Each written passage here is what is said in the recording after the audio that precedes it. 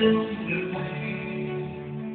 Rồi một ngày em bỗng đi qua, thời anh tốt như lẻ loi. Nụ cười mà anh vẫn đang say, chân thành nói tận lòng người. Có người thật không theo em, có người cho đời theo sống mãi trong một đời.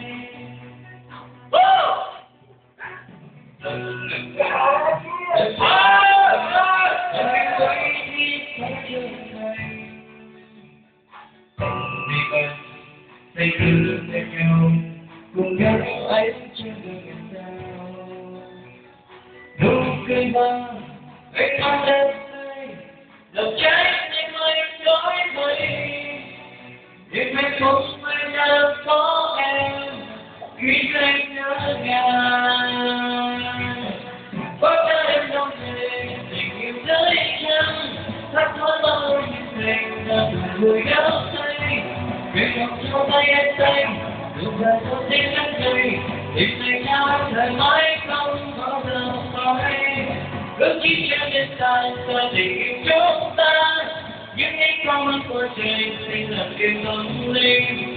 Nhìn lòng anh ta với em một lời, em có biết